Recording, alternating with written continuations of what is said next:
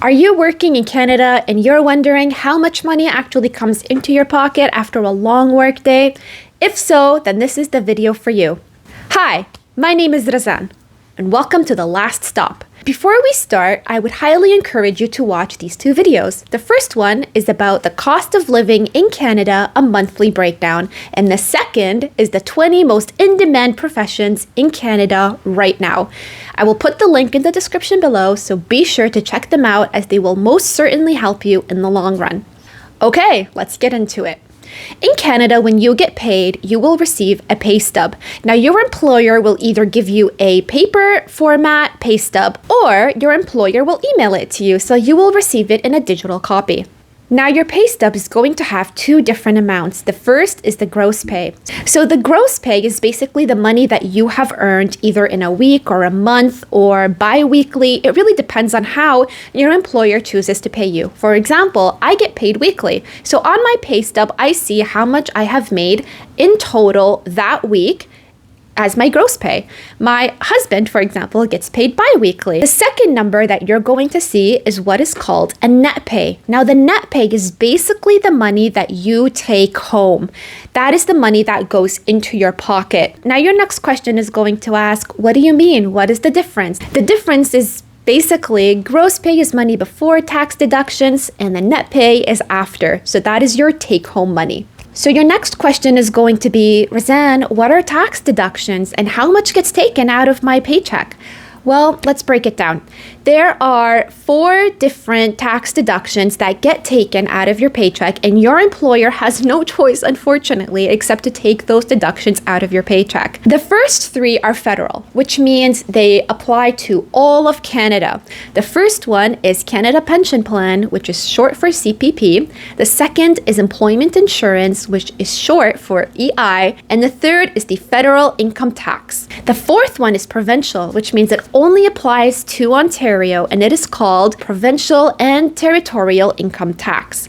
Again, this is only in Ontario, which means different provinces will have different deductions. So again, as I've already mentioned, your employer has no choice but to withhold those amounts from your paycheck. However, it's not all bad news. You get credit for having paid these amounts, which gets claimed on your T4. A T4 is basically a document that your employer gives you when you want to file your taxes, and it really just breaks down to your accountant how much money got deducted from your paycheck throughout the year. These amounts can be claimed as deductions, which I will talk about at the end of the video.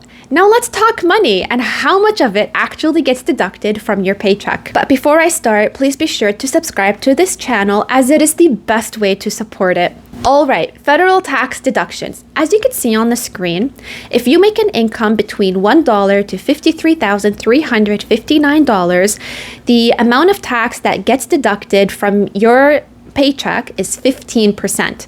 Now, that is an annual rate, so every paycheck that you receive, a little bit of that amount is going to come out of your paycheck, and etc. As you can see, the more you earn, the higher the tax deductions. Because of marginal tax rate, the government does kind of want to give you a break. So let's say, for example, you're making $100,000. The government is not going to take 20.5% of that $100,000. So for the first $50,000, they're going to take 15%, and then for the remaining amount, you will be taxed the 20.5% of the tax deductions. So the second set of tax deductions that the government does take out from your paycheck is called the provincial tax deductions. And as I was saying, it only applies in Ontario. So as you can see in the table, the first $49,231, you get a tax deduction of 5.05% and etc. So every year, Canadians are required by law to file their taxes, and the deadline to do so is April 30th of every year.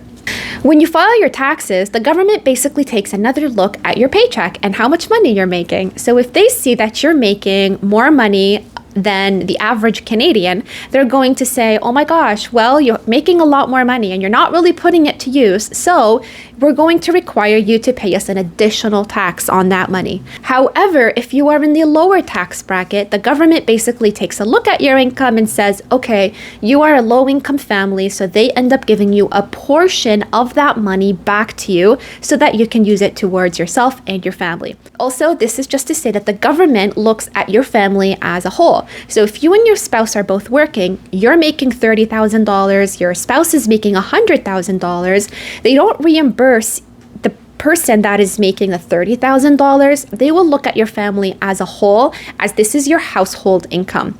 So if you're basically making $30,000, your spouse is making $100,000, you're making $130,000.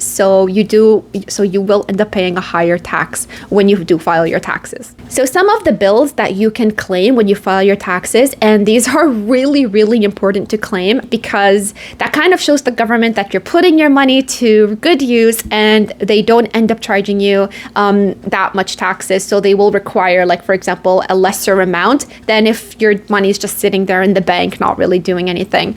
And such examples are like if you go to the dentist or any medication that you buy or the tuition fees for college or university and any donations, etc. There are also some tax deductions. They're completely separate if you own a business. And if you're interested in knowing more about that, I will put a link in the description below. Unfortunately, I won't be talking about it in this video. So just to give you an example, let's say you are making $50,000 a year. So per month, you are making this amount. And if you look at the video that I had posted earlier, the cost of living, for example, in Windsor is this amount.